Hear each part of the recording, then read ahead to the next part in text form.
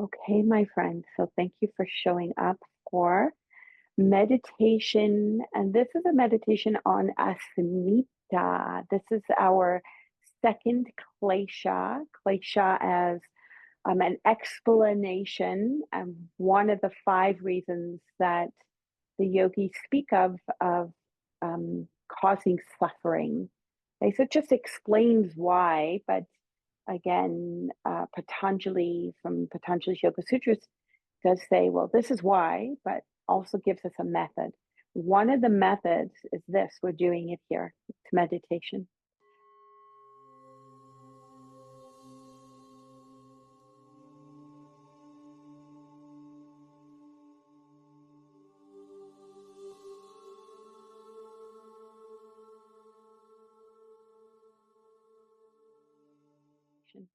So find a comfortable seat. If you're comfortable closing your eyes, feel free to do that. Let's just do about 5 deep breaths in through the nose. You can always lift your shoulders too if you like. Exhale, shoulders back and down. And just settling into your space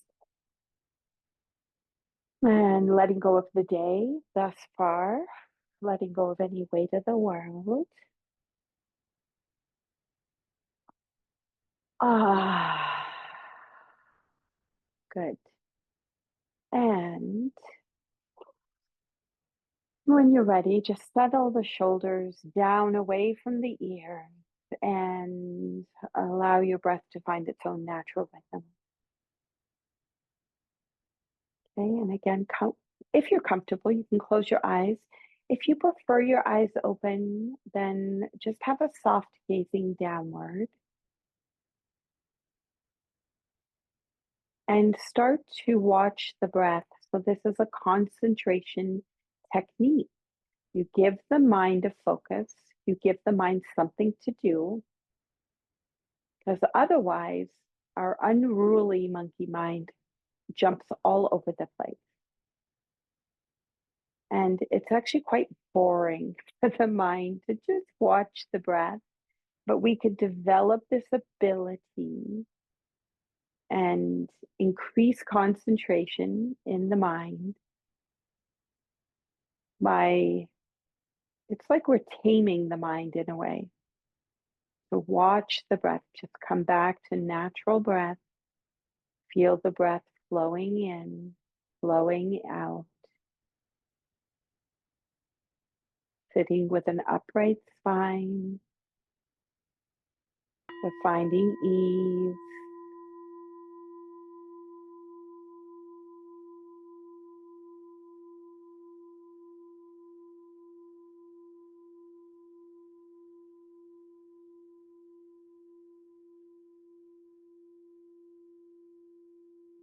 And you can watch the breath anywhere you like in the body. Watch it at the nasal passages. You can feel the movement in your belly or your chest.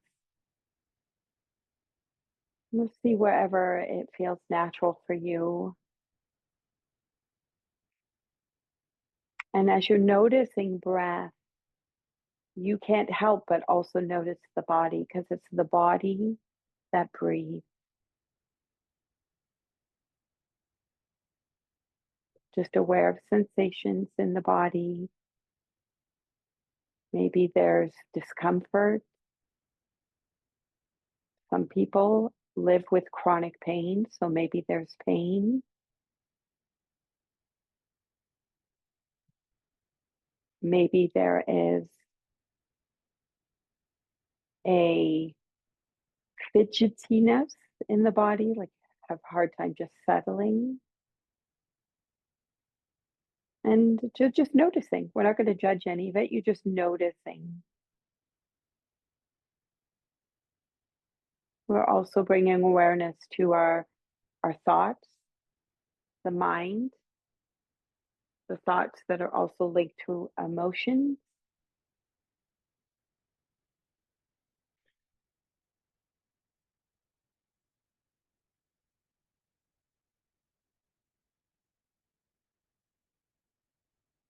Studies suggest that the average person has around 60 to 70,000 thoughts per day.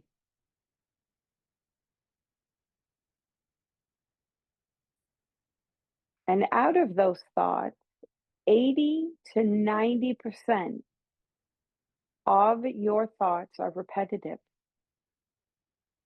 meaning you tend to think the same things over and over again.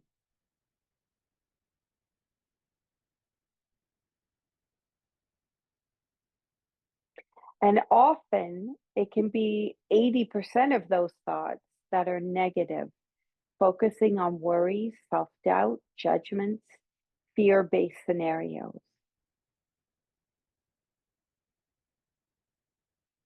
So, why do we do this? Why does our mind do this to us? It doesn't sound great.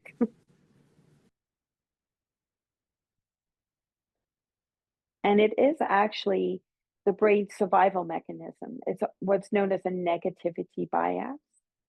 The human brain evolved to prioritize threat to ensure survival. So this means we naturally focus on what could go wrong. We're scanning for dangers in a way. Even now in our modern life, we do this. And of course, we are these creatures who are humans with habituatedness. So habitual thoughts become loops and it creates neural pathways. So thoughts follow well-worn neural pathways like grooves in a road. And so often we repeat thoughts, whether they're anxious or self-critical thoughts, they become default mental patterns.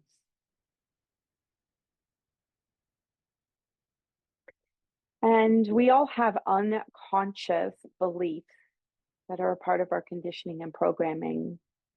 Many of our thoughts come from deep seated core beliefs formed in childhood, culture, or even past experiences. And they act like filters, shaping how you perceive reality. So these are all reasons why we have these 80% negative repetitive thoughts. And one other reason is called emotional echoes. It's unprocessed feelings. Unresolved emotions keep resurfacing in the form of repetitive thoughts.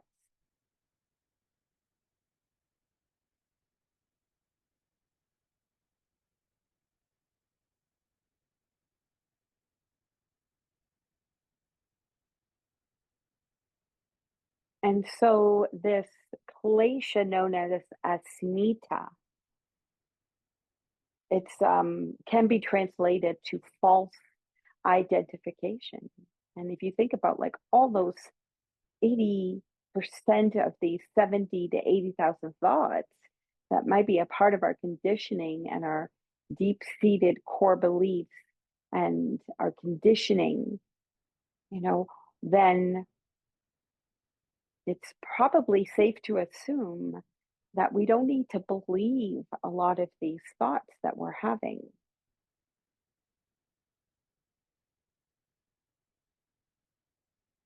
Asmita clouds perception and it creates suffering. Now, there is a part of the mind known as the narrative or the ahamkara, the I maker. This developed as a part of our natural development where originally when we were newborns, there was no I. We actually thought we were connected to everything. There was no separate mother, baby was the same thing. And then, of course, in the development, this is actually in the chakra system. It's the third chakra, and we develop our ego, our identity, who we are, and we develop this sense of I, I want this, I don't want that. And throughout our life, then we become the people we are today and the roles we play,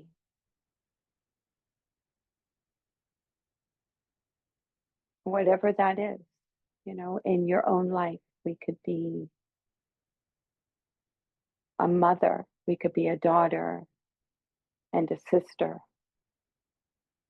I'm saying this in the feminine sense, but even in males, there's fathers and brothers and sons. We become even what we do in the world, whether that's a form of a career, a job, or volunteer, whatever we do. There's a sense of our identity and the roles we play.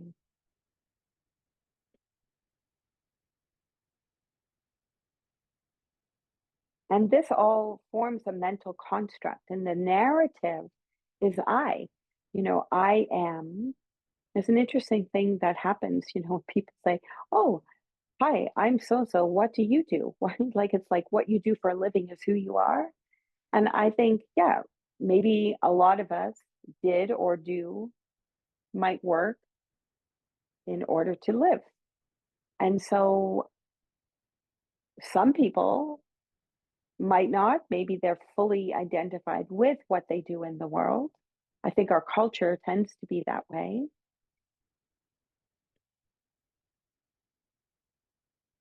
And so we can become entangled in these narratives of who we think we are.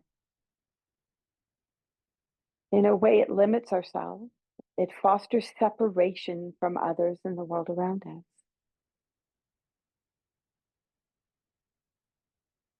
Just invite you just to think about that for a moment. So again, we can use this mind to contemplate and ponder and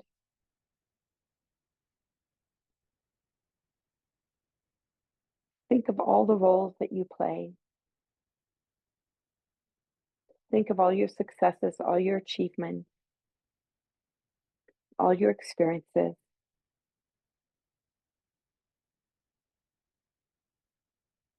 There's nothing wrong with these because I think like a lot of this is a part of who we are. It is who we are, but shaped who we are.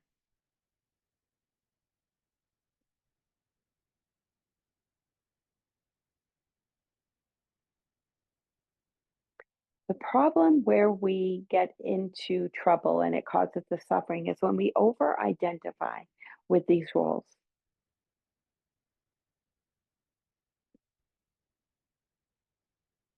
And because the eye maker is a natural part of our ego development, which is a healthy thing to have, again, as long as we don't over identify with it.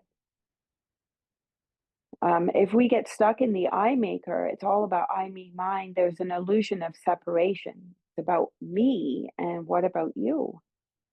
This can fuel comparison, competition, defensiveness. It then can foster judgment,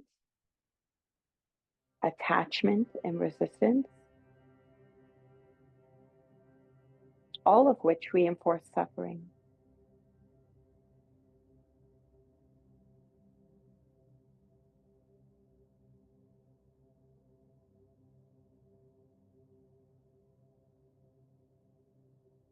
So, how do we break free from any ego attachment we might have? How do we loosen the grip of Asmita? Well, you're doing it right now. You can bring self inquiry. You can question the narratives you hold about yourself. Bring in humility. Let go of the need to be right or superior.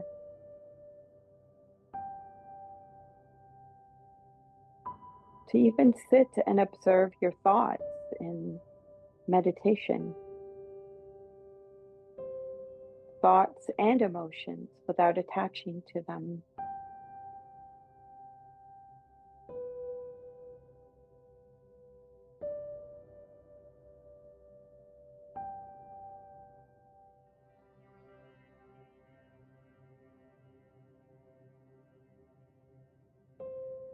Just come back to your breath.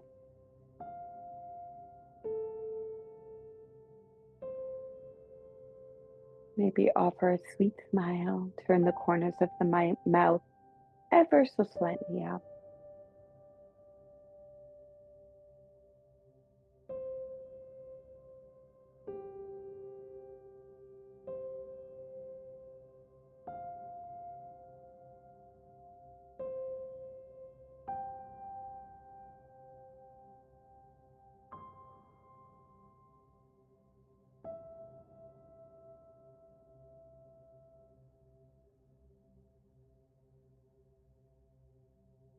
And along with this narrative of who we are, sometimes the world tells us who we are. So maybe as children, we're labeled.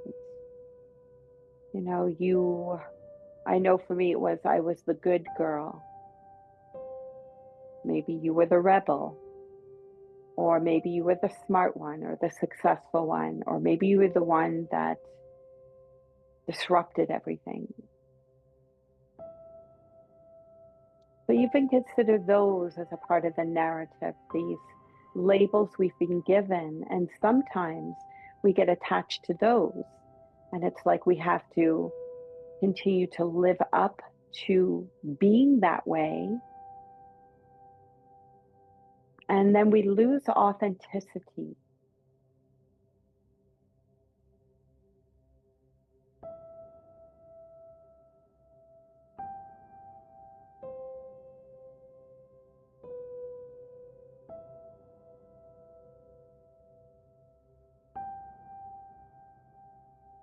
And sometimes with these labels, we've created core beliefs from when we were younger. You know, for example, if someone told you you were stupid, you know, maybe you carry that core belief, or maybe you had to feel like you needed to earn love. And so maybe there's a core belief of feeling unworthy of love for just simply being who you are. And so these core beliefs also unconsciously become a part of our narrative without us knowing.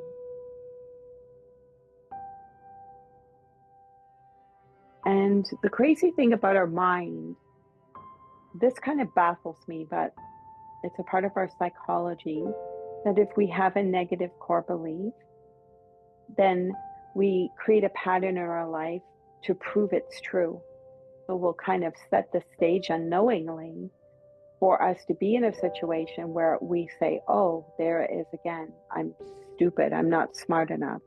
Oh, there it is again. I'm not worthy of love. And these loops continue. Again, think about the brain, the ingraining in the brain and the thoughts, and the patterning, the habits.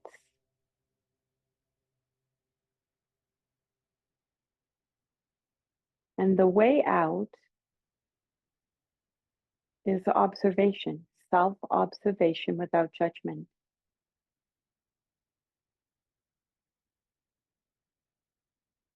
It's learning to tend and befriend.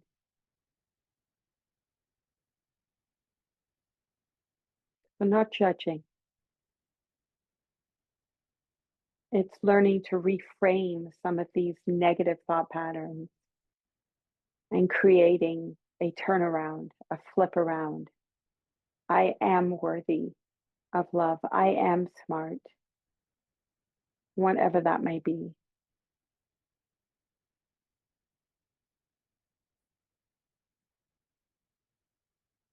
And in meditation, it's simply practicing to be with yourself as you are, with loving kindness and compassion.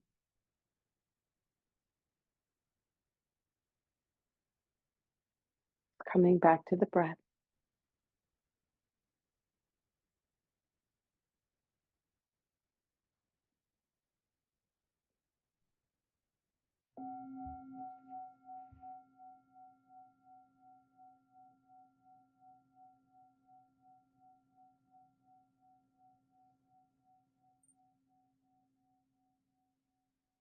And even though the narrative It's our story. We all have a story. It's a beautiful thing until we over identify with it. The yogis always remind us that our true nature is beyond all of the roles, the identity, the story, the narrative. Our true nature is one of pure peace, spacious freedom, divine love,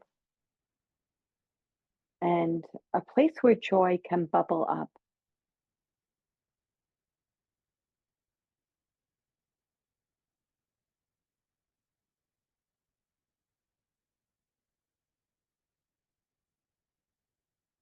So just invite you to place your hands over top of your heart for a moment, holding your heart in this space of loving kindness, compassion,